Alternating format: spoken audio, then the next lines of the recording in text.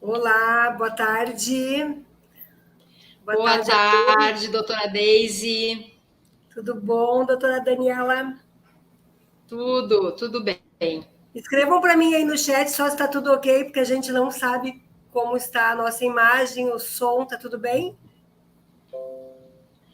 Podem interagir aí no chat sem problema algum. Aliás, né, Daisy, é o momento de interação que a gente vai com mais calma conseguir abordar os assuntos que a gente vem falando aí nesses dias. Então eu vou só, nós chamamos as duas juntas, até para que vocês saibam, eu e a doutora Daniela, nós trabalhamos juntas. Então, vocês, se por um acaso optarem por conversar conosco depois, vão conversar comigo e com a doutora Daniela, tá bom? Então, vamos começar, porque eu tenho um chat inteiro aqui de perguntas e mais as perguntas de vocês. Como eu disse lá hoje de manhã, eu ia dar prioridade, nós vamos dar prioridade para aquelas pessoas que estão aqui. Então, eu tenho uma primeira pergunta ali da Tânia, e essa pergunta da Tânia é uma pergunta bem interessante, e não é uma pergunta só da Tânia. Aqui na minha lista, acho que teve mais de 3 pessoas que também perguntaram a mesma coisa, tá? Eu estou fazendo o inventário, morreu meu esposo, temos uma filha única, como eu faço? É verdade que a filha única também tem que fazer inventário após a minha morte, porque está no meu nome as terras? Bom, essa é uma pergunta que ela é um pouco genérica, mas eu vou partir de uma premissa que seria a normal. Casando com comunhão parcial de bens, que é o que rege os casamentos e as uniões estáveis desde 77, tá? Então, quem não tá de 77 para cá casado pelo regime da separação parcial de bens é porque fez um pacto antinupcial lá no cartório escolhendo outro regime. Então, vamos partir dessa verdade, vamos dizer assim. Quando tu casa assim, todo o patrimônio que ele é adquirido na constância do casamento, ele é metade do varão ou do homem e metade da mulher, tá?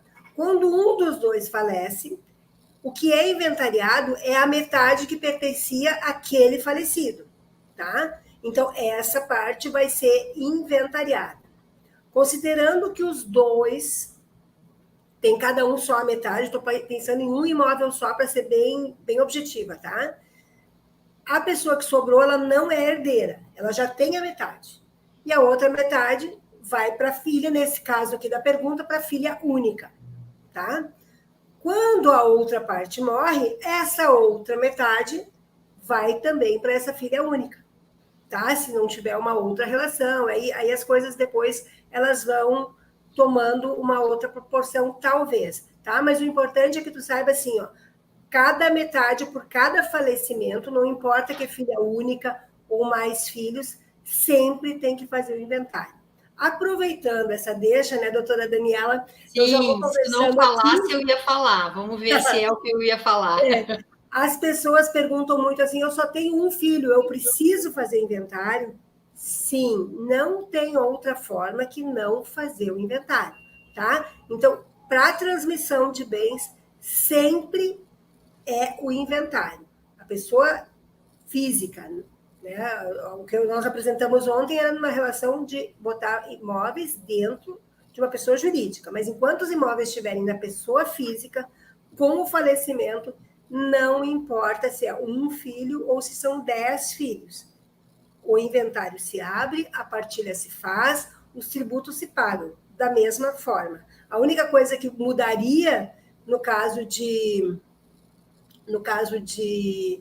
ter mais um herdeiro seria dividir aquele bem em dois, a propriedade. É só o que muda, tá? Mas É, o trâmite, não. Era isso, Daniela, que tu ia. é importante também, né, dizer, Daisy, que ainda que não tenha filhos, é necessário, então, cuidar desse patrimônio, porque não tendo filhos, pode haver outros sucessores, né? Pai, mãe e assim por diante. Então, sim, é só confirmar, né, a questão que sim, deve haver o inventário. Sempre. A Daisy tem uma pergunta que entrou agora, dando prioridade aqui para o chat.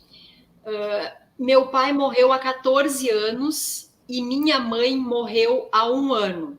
Não foi feito o inventário. Para fazer agora, terei que pagar 2 inventários? Sim, sim. Sim, terá. Não há alternativa. Sim, terá. O que acontece nesse caso, só para complementar, né? Então, mesmo que se faça num único documento, que os herdeiros são maiores e capazes, como a gente explicou ontem na nossa live, que tu pode fazer no cartório, o que vai acontecer? No mesmo ato, 2 transmissões, 2 impostos. O imposto que vai incidir é o imposto da época do óbito, tá? Então, a alíquota é da época do óbito. Tá? O cálculo, então, né? a de 14 anos, ela vai ser para aquele percentual, para aquela metade do teu pai, então, tá? Então, essa metade vai incidir o imposto que incidia, que estava em vigência lá há 14 anos atrás, e para tua mãe vai incidir o imposto de agora, que conforme o valor, né, como aqui ontem também a gente comentou, ele é escalonado, ele é progressivo, então ele varia de 0 a 6, quando passa assim de 500 mil mais ou menos já é 6%, tá? Então, por isso, atenção, né, Daisy, do profissional, né, Sr. Vale, que cuida desse inventário, a necessidade de atentar ao que a Daisy acabou de comentar, porque a fazenda, ela quer arrecadar, e não é raro, às vezes, que a gente pega erro nessa avaliação.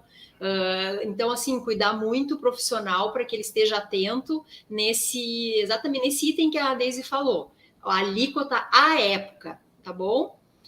Tá. Daisy, rapidinho entrou uma pergunta aqui da Vera, que eu desconfio que ela estava comigo ontem, perguntando qual o custo da manutenção da holding. E é uma das perguntas que eu tinha, inclusive, selecionado lá do chat. Também então, selecionei aqui. Aproveito. Isso, então eu vou entrar para prestigiar a Vera, porque, se eu não me engano, ela estava comigo ontem. Dona Vera, o custo da manutenção da holding, ela existe, porque nós criamos uma pessoa jurídica, né? Ela é registrada na junta, ela tem todas as formalidades legais. No entanto, como é uma empresa sem atividade, isso significa que toda aquela não tem aquela movimentação de alvará, de prolabore, de contribuições sociais, o custo ele é muito reduzido. E tem, por óbvio, o custo de contador, porque ainda que não seja uma empresa com uma grande movimentação de pessoal, financeira e assim por diante, existem algumas obrigações fiscais que devem ser informadas no imposto de renda para o fisco. Então, hoje, lhe dizer exatamente o custo depende do teu patrimônio, da tua família, das condições em que essa empresa será montada. Estas, né? Exatamente. O que eu garanto que é um custo que, no final das contas, comparando ao inventário, vale a pena. Né, fazendo essa conta de uma expectativa de vida, por exemplo, e assim por diante. Então, lhe dizer agora, vai custar 500, 600, 700, 800 mil, eu não posso dizer, porque vai depender da construção, vai depender do patrimônio. Mas é, sim, um custo muito reduzido. Daisy? Eu vou tirar uma pergunta aqui, então, do chat da nossa live de ontem, tá? Quem fez essa pergunta foi o Rui, eu não sei se o Rui está aqui, mas a pergunta foi a seguinte: no caso de dinheiro aplicado, poupança, abrir conta corrente conjunta com os filhos, não seria uma saída? Muita gente, mas muita gente mesmo, imagina que quando se abre uma conta conjunta, na hora do falecimento é só aquele que não é o titular, mas está ali junto no nome, ele vai lá mexer, ele vai resgatar os valores, ele vai fazer os pagamentos e tudo mais como se nada tivesse acontecido. Isso é um engano, tá? Tinha um tempo que se podia fazer isso e cada vez podia se fazer, não, a gente conseguia fazer, porque poder nunca podia, tá? Mas as pessoas iam lá, sacavam o dinheiro rapidinho, ou até ficavam meses ali trabalhando com o dinheiro e a vida continua. Isso era muito normal também entre casais, né? Ter conta conjunta. Na verdade, no momento do falecimento, a conta bloqueia, tá? Então, se ela não bloquear imediatamente, vamos dizer que seria uma sorte. Mas, mesmo assim, o fisco está em cima e qualquer movimentação é fraude, que pode ter penalidade. Então, o conselho que se dá é que não façam isso. Deixe, então, se for pensar assim, ó, não quero deixar o dinheiro ali, deixa aquele teu dinheiro do dia a dia numa conta, aquele mínimo que não vai ser, se for inventariar, não é uma conta, um valor muito alto para pagar, e deixa lá, então, numa previdência privada, alguma coisa assim, onde tu já elege teu beneficiário e não passa pelo inventário, porque se tu mexer nesse dinheiro, aí sim, e havendo a descoberta, vai ter penalidades, e eu não aconselho de verdade que se faça isso, tá? É uma confusão muito grande que as pessoas fazem, né? Mas que não pode. É isso aí. Isso é crime, né, Deise? Aquelas a gente atende famílias. Não, doutora, no outro dia eu fui lá e saquei todo o dinheiro. Cuidado, é crime. E isso não pode mesmo. Então não é uma solução, né? Não sei se muito aqui, mas se respondia ao questionamento. Tu vai fazer uma pergunta lá, Dani? Deise, eu tive uma pergunta se a doação em vida pode ser contestada por outro herdeiro. Sim, pode ser contestada, porque ainda que seja doação ou qualquer outro meio de sucessão, testamento e assim por diante, sempre deve ser respeitado a legítima. Eu não vou poder beneficiar um filho a detrimento de outro. Então, ainda que a doação ela seja feita em vida, com usufruto, tudo aquilo que todo mundo sabe, ela sim pode ser contestado e tem que se ter muito cuidado quando há mais de um herdeiro nessa questão. Aí, já complementando uma coisa que não está na pergunta, não foi feita lá, mas eu já vou esclarecer, também e eu falei lá ontem na palestra, doação com usufruto em vida, ela é irreversível, a menos com os determinados incisos lá do artigo do Código Civil, que é o filho matar o pai, não dar alimentos e assim, mas aí são casos muito específicos. Uma vez doado, reverter não tem como. Então tem que ser de fato muito planejado, muito pensado essa doação. Tá, Deise, se quiser ir para outra ou complementar. Eu só vou fazer mais um complemento aqui, em função da doação, se ela pode ser contestada. Naquela situação da legítima, né? Pode doar, e tu tem um limite de 50%, né? Então, esse 50% tu podes doar para quem tu quiser, tá? Quando tu doou para um filho, vamos dizer, eu doei 60%. A coisa passou, normalmente os cartórios dão uma cuidada nisso, mas passou. O que acontece? Quando for fazer o inventário, aquele filho que se sentiu lesado, ele vai lá para o juiz e diz assim, ó, que meu irmão, ele recebeu isso aqui lá em 2005, agora nós estamos em 2021, não faz mal. Traga a colação, que é o que chama. Então, isso volta para dentro, não quer dizer que ele perca aquele bem, mas que vai ser descontado do valor. E se ele já vendeu aquele bem, o valor dele vai ser descontado da herança dele, aquilo que excedeu, tá? Então, sempre tem que cuidar quando for se fazer, quando se for pensar em doação, tá? Eu acho que só complementando. É isso aí, Deise. Se quiser responder alguma pergunta da tua palestra. Deixa eu ver aqui. A Raquel me pergunta assim, ela só fez e depois para vender o imóvel. Eu imagino que ela está questionando que depois que o imóvel foi integralizado na holding, como fazer para vender o imóvel?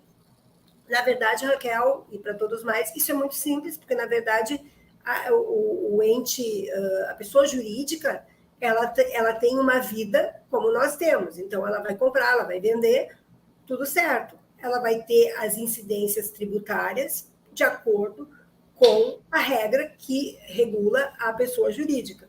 E claro que quando a gente faz esse planejamento, a gente cuida para criar o tipo societário que mais vai se adequar para esse tipo de patrimônio, de anseios, né? Porque até assim, ó, aquele bem, vamos dizer, que tu vai vender amanhã, a gente nem aconselha que tu coloque. Mas aquele bem, por exemplo, a tua casa, que já está ali, que tu não quer vender, ou tem um patrimônio que já está consolidado, esse patrimônio vai para dentro da holding. Mas vai que daqui a pouquinho tu precisa vender, né? Por qualquer, ou por um desejo de trocar, ou porque aparece uma oportunidade, ou até por falta de recursos, para fazer recursos. Então, sim, vai vender da mesma forma. Tu que é o dono tu tem o usufruto das cotas, então é tu que vai ter a caneta na mão, vai lá e vende, e tá tudo certo, não sem problema nenhum. Tá? Então, não sei se eu respondi a pergunta da Raquel, mas é assim que acontece quando se tem um bem imóvel dentro de uma empresa, como em outra empresa qualquer. Deise, vamos privilegiar aqui quem está conosco. Ó, a Celina está fazendo uma pergunta. Boa tarde, qual a melhor opção para a partilha em vida? Então, eu respondo a primeira parte, a Deise complementa. Celina, te dizer assim, de pronto, qual é a melhor opção para partilha em vida, necessitaria de uma avaliação do patrimônio de vocês, da condição da família, das possibilidades, porque são várias. São várias ferramentas que nós possuímos hoje para planejamento patrimonial e sucessório, ainda em vida, tá bom? É a doação, sim, é o testamento, até, por vezes, as pessoas dizem que é o inventário, muito embora ele seja caro. Seguro de vida existe, é sim uma alternativa. Então, assim, de pronto te dizer qual é a melhor opção, é necessário uma avaliação para que a gente pudesse te dar aqui uma certeza, né? E aí, Deise, eu chegasse a ler o restante. Sim, não, eu li, eu até quero complementar, porque eu não entendi muito bem a situação, porque ela termina assim, não foi feito o inventário. Eu estou deduzindo aqui, Celina, se tu está aqui ainda, imagino que esteja, só complementa ali para mim no chat. Eu entendi que esse bem, que não foi feito o inventário, já teria alguém falecido que estava com esse, que seria desse bem, porque daí se eu já te respondo que não existe como fazer isso adiante sem passar pelo inventário, tá? Então, partindo da premissa que foi feito o inventário, que pertencia a alguém, deixa eu ver ali, seria um dos cônjuges é falecido. Então, tá, tem que fazer o inventário desse falecido. Não tem como não fazer, tá? Nada avança sem isso, tá? Então, tem que fazer o inventário dessa pessoa e daí segue adiante. Então, vamos pensar aqui que o que tu quer dizer é que em um determinado bem tem alguém, um dos herdeiros que está morando e tem interesse de comprar o imóvel. Se todos aceitam isso, e vamos dizer que é o único imóvel, pode ser feito de várias formas. Tu pode ceder direitos hereditários e ele fica o titular e ele vai seguir com o inventário. Se é só uma parte, pode ceder os direitos relativos a esse imóvel, né? Daqui a pouquinho ele vai até comprar e tem um interesse, porque esse dinheiro que entra é o dinheiro que paga o resto do inventário. Então, isso tudo tem que ser analisado especificamente no teu caso, e a minha resposta ela é genérica, tá? Mas eu imagino que tu consegue entender daqui para frente o que pode acontecer, tá? Então, tem que inventariar daquela parte que já é falecida e segue, então, resolvendo a parte que sobrou para aquele sobrevivente, tá? Se o irmão quer comprar um imóvel, da parte dele, ele pode comprar através de cessão de direitos, você cedem para eles os direitos e ele paga, que chama de espólio. O espólio é o conjunto do patrimônio do falecido, né? Então, não sei aí se tem mais imóveis ou não, tá? Ele paga e aí essa conta tem que ser prestada a conta, tá? Então, eu também, ontem ali, quando a gente falou de ganho de capital, tem que cuidar como é que esse imóvel estava no imposto de renda, tem que ver o que vai gerar aí de imposto, porque pode, pela diferença a maior do que estava no imposto de renda, incidir o imposto sobre ganho. Então, assim, eu te aconselharia a procurar um especialista quando for fazer essa operação, se for fazer, tá? Porque aí ela vai ser orientada de modo que não haja prejuízo para nenhuma das partes. Não sei se eu te respondi, Celina, se tem mais, ficou pendente alguma coisa aqui com relação à tua pergunta.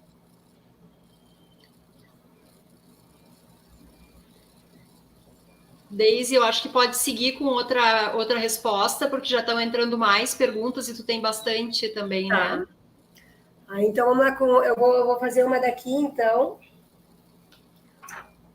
O José Carlos, ontem, essa pergunta é interessante, tá? E ela é uma dúvida bastante recorrente. Após a constituição da holding, como é feita a inclusão de um novo imóvel adquirido posteriormente? É necessário repetir o processo?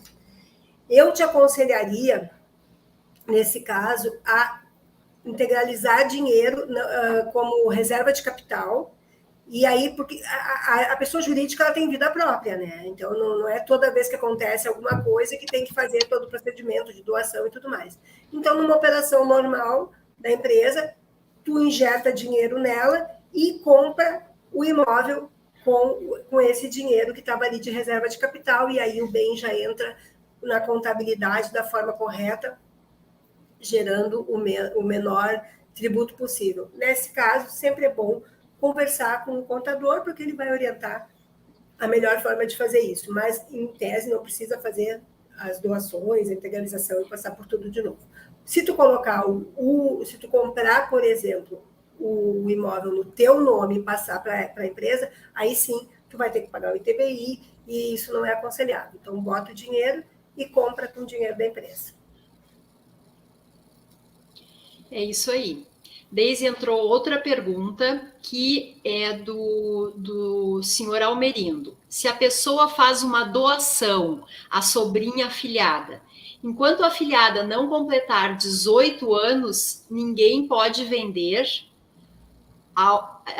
vender o bem, eu imagino que seja, a quem doou pode vender.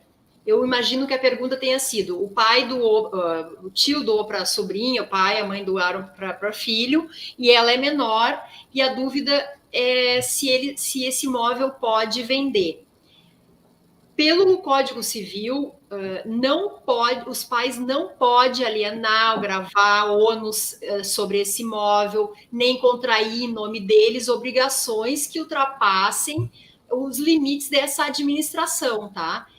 Claro que existe uma exceção por necessidade ou de alimentos, enfim, pelo interesse da menor, tá? E não pode se fazer isso sem uma prévia autorização do juiz.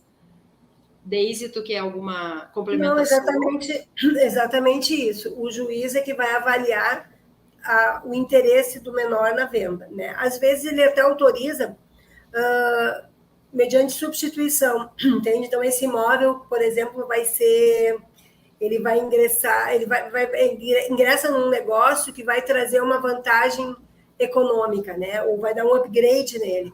O juiz vai dizer assim, não, tudo bem, pode vender, e a parte que é dela, tu substitui num outro imóvel. Então, assim, muito dificilmente ele vai autorizar vender para reverter esse usufruto constituído, essa doação já feita, tá? Então, mas vender para fazer um outro negócio, muito provavelmente ele vai aceitar, mas na condição de prestação de contas. Ela não pode ser prejudicada. Ou até, às vezes, pode acontecer assim, eu doei um imóvel que vale 100 e quero desmembrar isso, eu vou ficar com 50 para mim e ela fica com 50. Pode ser que o juiz aceite, tá? Mas isso vai muito do Ministério Público, que avalia, e depois do parecer do juiz no final, quando ele dá a sentença. Certo. Daisy, eu tenho a Elaine, que ela estava comigo na pré-palestra, que eu lembro ela, se eu não me engano, mas faz uma pergunta, uma resposta tua que a gente responde da Elaine. Vamos prestigiar a Elaine, que ela está junto conosco desde a pré-palestra. Tá bom, vamos lá. Eu tenho uma pergunta aqui da Helena, e ela pergunta, e o testamento? Bom, ontem a gente conversou sobre testamento, mas no meio de toda aquela carrada de informação que veio, né, pode não ter ficado muito claro. O testamento também é uma ferramenta de planejamento sucessório. Em que sentido?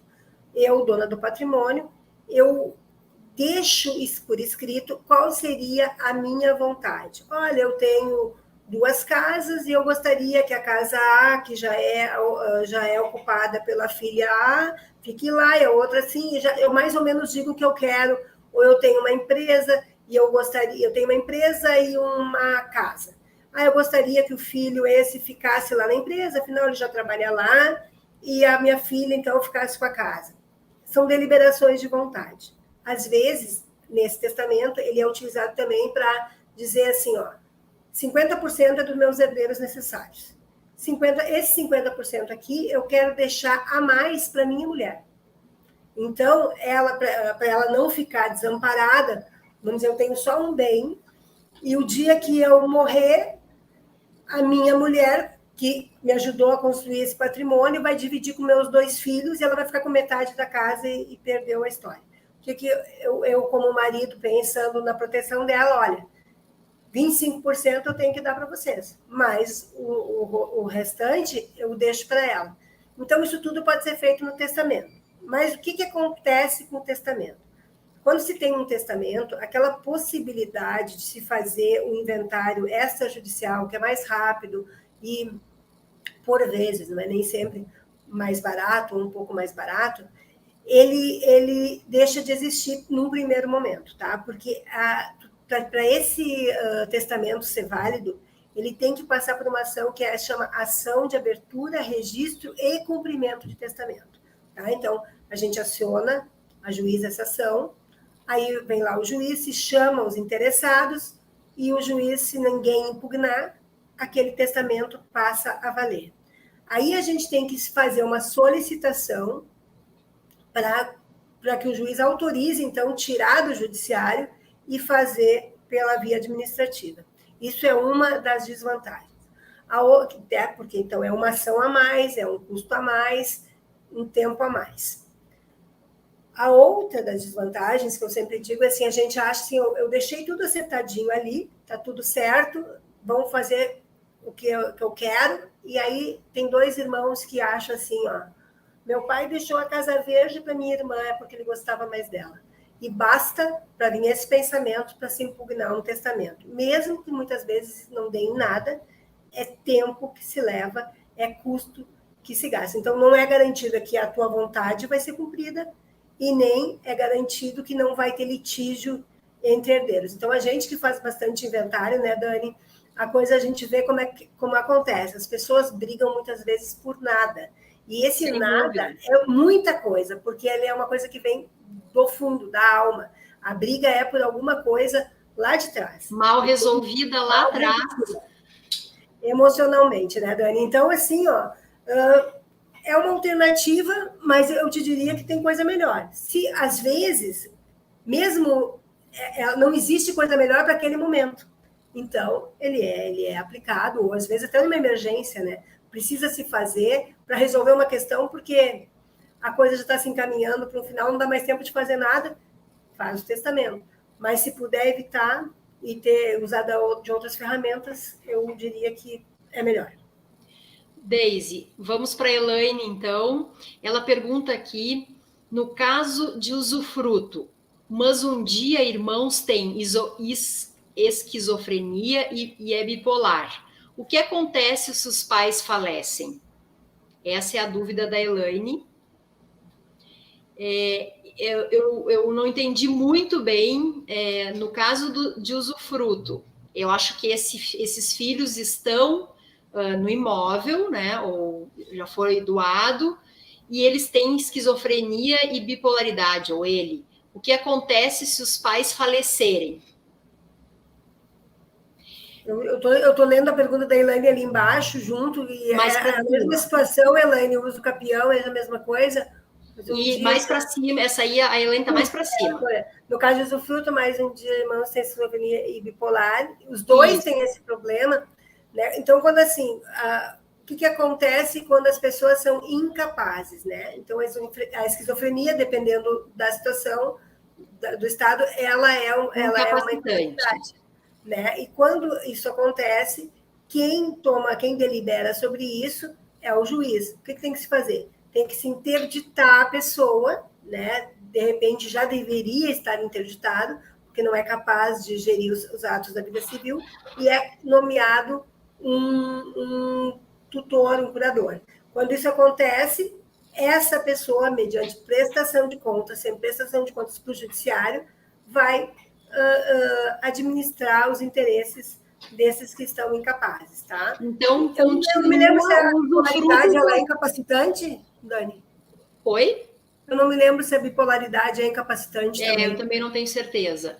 Mas o usufruto ele permanece, Elaine. É só a questão dessa gestão que não ser, só o meu irmão tem esquizofrenia. Essa questão, a gestão do patrimônio em relação a isso. Inclusive, tu, como irmã, pode ser, sim, a tutora, a curadora dele, não há problema nenhum. Tá, Elaine? Só tem que pedir para o juiz e não haver nenhum tipo de oposição, né? Só a Elaine tem mais uma pergunta ali que a gente já podia matar ali, que eu acho que é bem agora. Se já foi feito usufruto, falta um dos pais, no caso, pendente de uma parte do sítio estar em uso capião há mais de 10 anos, que acontece com essa pendência. Os herdeiros, Elaine, é que tomam o lugar do falecido. Então, o procedimento, ele segue da mesma forma. A única coisa que tu tem que pedir para o advogado que está cuidando dessa causa é informar o falecimento e pedir que ele faça a substituição do processo pelos herdeiros, né? Então, às vezes, vai depender de um inventário, se tiver outros bens, e daí o inventariante ele vai fazer a representação, ou não tendo, as pessoas daí chama a sucessão de, que são os filhos, ou quem seriam os herdeiros legítimos, tá? Mas o processo não para. É isso aí. A senhora Orlando, qual o custo do inventário no meu caso? Meu marido faleceu há 5 anos, tenho uma casa, 3 filhos maiores. Para responder essa pergunta, é difícil ter clareza no valor, porque a gente não sabe exatamente a avaliação do imóvel, nós não sabemos alguns detalhes que são necessários para fazer essa conta, né? Inclusive, esse imóvel, a gente precisa saber a avaliação dele referente a qual é na prefeitura, são uma série de detalhes.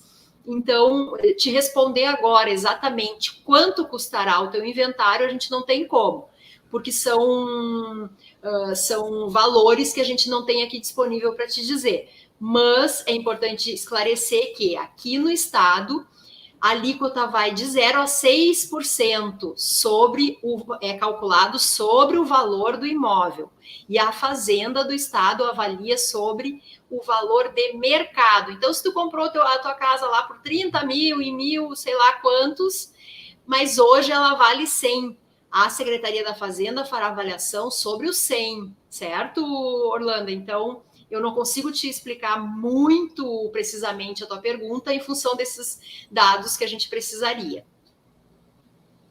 Elaine, de nada, Elaine. Continua conosco, Elaine. Deise, então, tu tem alguma outra questão? Eu tenho uma pergunta e eu acho que essa pergunta até ela vai ser interessante, ela foge um pouquinho da parte jurídica e tal, mas tem uma pessoa aqui, umas 4 ou 5 pessoas queriam saber sobre o custo aqui tal, e os custos dessa audição, acho que na hora da digitação, mas é da sessão de viabilidade, né? Então, vamos falar um pouquinho disso, só para que vocês saibam, de novo, se a gente não foi clara ontem, o que é a sessão e por que ela custa isso. Quando a gente faz a sessão é um momento que a gente vai conversar contigo, né? Eu e a Dani, às vezes só eu, às vezes só a Dani, dependendo das condições e do tempo de cada uma e tal, onde está e como a coisa acontece. Mas nós vamos conversar contigo e tu vai nos trazer informações, todas as informações, para que a gente possa, então, te diagnosticar. Nós vamos te dar respostas, é claro que sim, mas é um momento muito mais para nós te conhecer. Conhecer como é que funciona a família, como é que funciona o patrimônio, o que tem, até para te dizer assim, ó, aqui, ó, nesse caso aqui, que nem teve pergunta, ó, meu marido, morreu, eu preciso fazer inventário, ó, sim, vamos ter que primeiro fazer inventário antes de seguir adiante, a gente precisa regularizar um imóvel, então, tudo isso é diagnosticado, tá? É uma reunião que a gente faz, pode ser presencial, ela pode ser online, virtual, online, né? E a gente vai conversar muito, saber quem são os seus filhos, como é que as coisas funcionam, se eles são casados, se eles têm patrimônio, se eles têm empresa, como é que funciona tudo, tá? E aí a gente faz o diagnóstico e segue para a próxima etapa, entendendo que já dá para fazer isso, tá? Essa sessão, normalmente no escritório, porque ela não é o valor da sessão, mas ela é o valor do primeiro passo para constituir o teu planejamento, que vai passar ou pela holding, ou vai passar, ó, nós temos que fazer o inventário, nós temos que regularizar esse imóvel. Então, esse planejamento todo para te dar o norte, então, essa sessão no escritório, ela custa R$ 1.200, em tempos normais. Em tempos de palestra, nós damos um incentivo para aquelas pessoas que realmente querem, nesse momento, começar a fazer alguma coisa. Às vezes, a sessão ela vai até ali. Agora sim, eu vou me organizar e vou para o segundo passo. E o bom da holding é exatamente isso, né? Nós podemos ir passo a passo. Também poderia acontecer aqui, ó, agora eu já sei que eu tenho que fazer o inventário, vou precisar me fortalecer, vou precisar criar economia. Bom, vamos nos organizar e depois a gente segue adiante. Então, essa sessão é para isso, tá? E para vocês que querem resolver problemas agora, é o momento, porque essa sessão hoje, até terça-feira, ela é R$ 600, tá? Então, eu respondendo aqui a pergunta da Elizabeth, é que a sessão, então, custa R$ 600, entendo que justificado por que e como ela funciona. E aí, isso aqui eu vou adiante, tá, Dani? Vou fazer mais uma, né? Sim. Que vamos para a parte mais técnica. A Vanessa pergunta: e se a empresa falir, como ficam os bens, se eles têm proteção? Bom, primeira coisa que a gente tem que dizer é que essa empresa não vai falir. Por que ela não vai falir? Porque essa empresa ela foi constituída, ela foi pensada para não exercer atividade. Então, ela não vai ter nada de risco. Se tiver uma atividade de risco, se tiver a família tiver um negócio, normalmente a gente segrega isso. Uma empresa fica fazendo negócio e o patrimônio fica salvo. Então, muito dificilmente, eu te diria que não vai falir, não tem como falir essa empresa, porque ela não vai ter nada ali. Mas vamos pensar que pudesse, vamos passar por um pouquinho mais, né, Dani, da pergunta, vamos pensar que, então, se os sócios, os filhos, tivesse algum outro problema, como é que fica a proteção, porque eu acho que ela quer saber também de proteção da empresa, né? Então, a gente, quando constitui essa empresa, a gente constitui ela com todas as cláusulas de proteção. Proteção que vai garantir para o dono do patrimônio gestão, independência em solução e gestão e também prevenção com relação à preservação do patrimônio. Tá? Então, assim, ele não é um sistema que é criado para lesar direitos, mas ele protege. Tá? Então, muito dificilmente o patrimônio que entra dentro dessa empresa, ele vai ser... Nessa sessão de viabilidade, né, Deise, a gente salienta isso, que não adianta as pessoas que devem, que têm muitas execuções, aquelas que têm atividade empresarial, por exemplo, procurarem a holding como meio de sucessão para fugir dessas dívidas, para tentar blindar, como dizem, que não existe. Então, não se presta para isso, e é isso que a Deise está comentando, que protege de algumas coisas, protege de genro, nora, agora, não protege aquela empresa, aquela família que está lá, cheia de dívidas, cheia de problema, realmente aí não é um instrumento adequado. Deise, aproveitando falar da empresa, me perguntaram como passar o patrimônio, então, para a empresa, para a holding. O patrimônio, ele está na pessoa física, lá no CPF do dono do patrimônio, da mãe, no pai. Esse patrimônio está lá com eles, tudo certinho. Quando se faz a constituição da empresa, se constitui a empresa, no segundo momento vai integralizar o capital social desta empresa com o patrimônio, com os imóveis. Então, essa entrada do patrimônio acontece dessa maneira, com a integralização desses imóveis no capital social da empresa, tá? Essa era uma dúvida que eu não consegui responder ontem. Nós já estamos 40 minutos, Deise, se tu quiseres adiantar alguma, não temos mais nenhuma no chat. Eu vou fazer uma última, então, e aí se alguém ainda no chat quiser fazer uma pergunta ainda, a gente pode oportunizar, mas aqui a pergunta é a seguinte: fazer uma holding familiar significa que não pode ser uma só pessoa? Não. Na verdade, a empresa pode ser constituída por uma só pessoa, sim, tá? Não tem problema nenhum. A holding familiar se chama porque, na verdade, ela é uma empresa constituída para proteger o patrimônio da família. Eu, sozinho, tenho meu patrimônio, para alguém esse patrimônio vai ficar que é família. Necessariamente não é filho, necessariamente não é pai e mãe, e necessariamente não é a esposa. Por quê? Porque depende, eu sou solteiro, meus pais faleceram e eu não tive filhos. Se tu não disser nada, esse patrimônio vai para os colaterais, né? Quem são os colaterais? São os teus irmãos, né? E até sobrinhos. Esses ali se fecha, tá? Então, e se não tiver mais ninguém, vai para o Estado. Tu não quer isso, mas tu também não quer que deixe para os teus sobrinhos, por exemplo, que não são os necessários. Tu vai pegar e vai dizer, olha, eu vou fazer essa empresa aqui e vou constituir com o meu afiliado. Então, a holding familiar é a nomenclatura, tá? Mas ela pode ser constituída por uma pessoa só, que vai dar o destino que ela quer para o patrimônio que ela auferiu durante a vida, tá? Então, não tem problema nenhum ser constituída por uma pessoa só, não tem problema nenhum ser constituída por uma pessoa que não tem patrimônio ainda, uma pessoa jovem que está começando a organizar seus bens, ela pode constituir, e é o momento ideal para ela constituir, é o momento mais barato para ela constituir, né? Então, para planejar.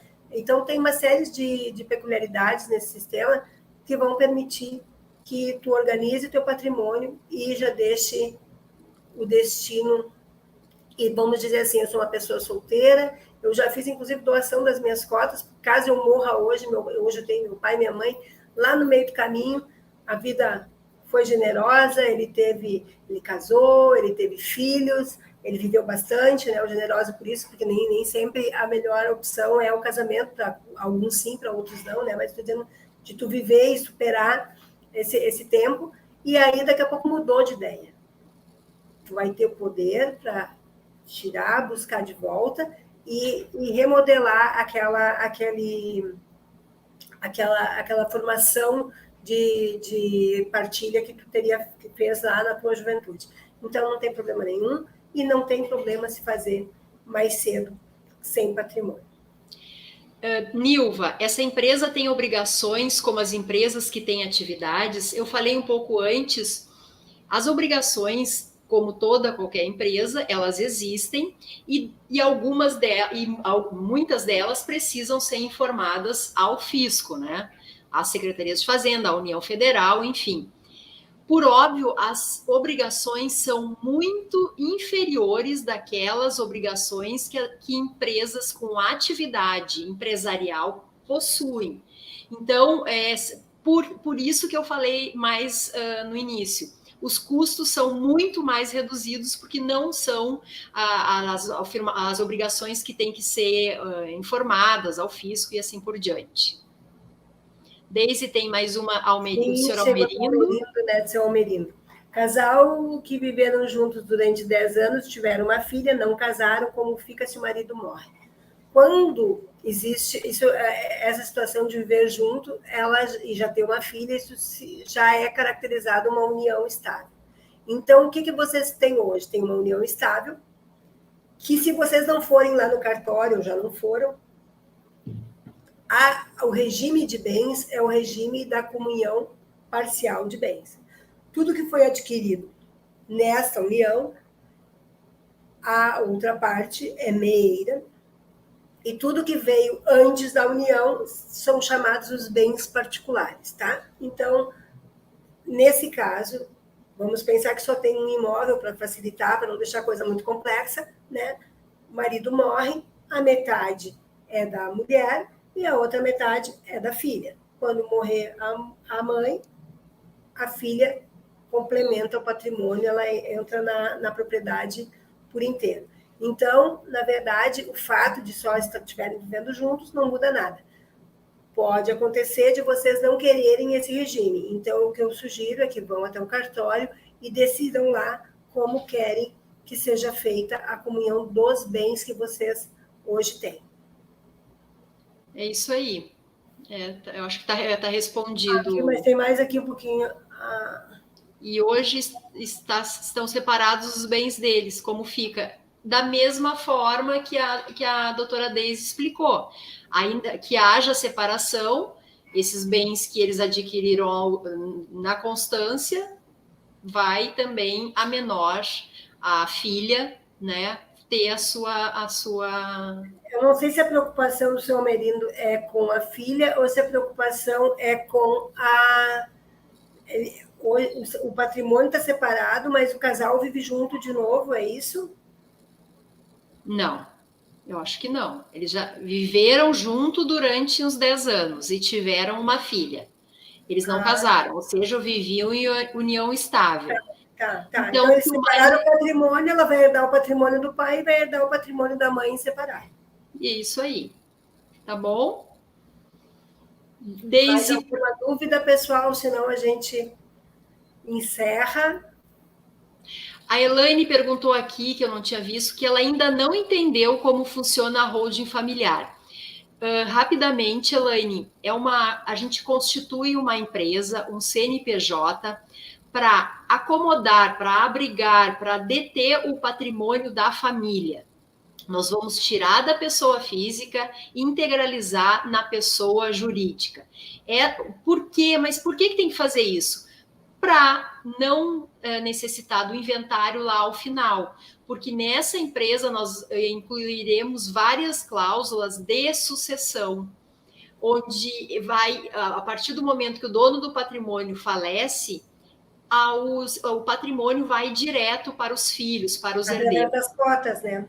As cotas, exatamente. Então, assim, rapidamente e resumidamente, é isso que acontece, tá bom?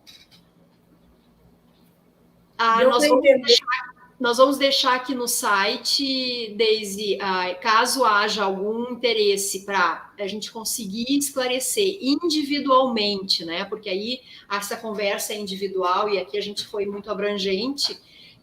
O link para quem tiver interesse da sessão de viabilidade é só clicar, vai para uma página segura do escritório, então pode ficar bem tranquilo. E Deise, eu já vou tomando a liberdade de encerrar. Agradecer todo mundo que está aqui hoje, que esteve ontem conosco. A doutora Deise também fez palestra, quem não assistiu a doutora Deise, e foi um prazer, foi um sucesso, as pessoas estão super interessadas e estão nos chamando, então nos procurem, a minha rede social, assim como a doutora Deise, é o nosso nome, nos sigam, né, Deise, que a gente está aí nas redes sociais.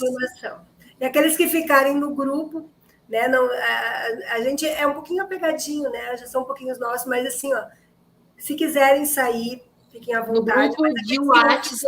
No grupo de WhatsApp, né, Deise? Grupo de WhatsApp.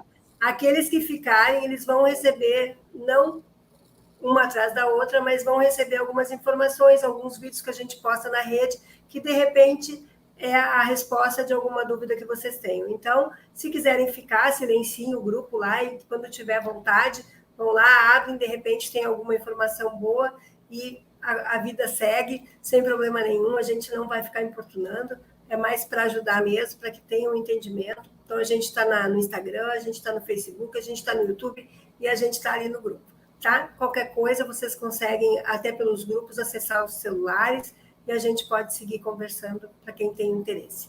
Foi muito bom estar com vocês, que bom que teve 30 pessoas aqui o tempo todo, isso é muito legal. né? Com Porque certeza. mostra que o assunto realmente ele tem relevância e ele é muito importante, de verdade senão a gente não estaria aqui para trazer dar esses alertas e para trazer essas informações que são muito preciosas. Sem dúvida. Obrigada, pessoal. Foi um prazer. Sandra, que bom que gostou. Fiquem bem. E qualquer coisa é só chamar. Gladys, obrigada, viu, gente? Que bom. Até mais, doutora Daisy. Até. Elaine, não vai ter live mais hoje às 19h30. Mas de qualquer forma, a gente sempre manda nos grupos lá quando houver, tá bom? Dulce, aqui, ó, meu dedinho já saiu do encerramento ali. Dulce, ficaram dúvidas. Dulce, a gente hoje, realmente, eu e a doutora Daniela, a gente tem pós-graduação daqui a pouquinho, começando, vai ser um final de semana daqueles. Mas, assim, ó, segunda-feira, se vocês quiserem, a gente, de repente, no final da tarde, pode conversar mais um pouquinho, tá? E a gente vai dar um jeito de saber se vocês querem ou não querem, tá bom? Nos chamem ali por fora do WhatsApp e digam o que querem e a gente organiza, né, Dani? Com certeza. Então tá. Boa tarde para vocês. Até mais. Tchau.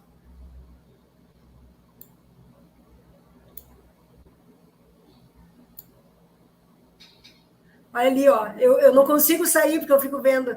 Pode chamar. Podemos postar? Pode postar.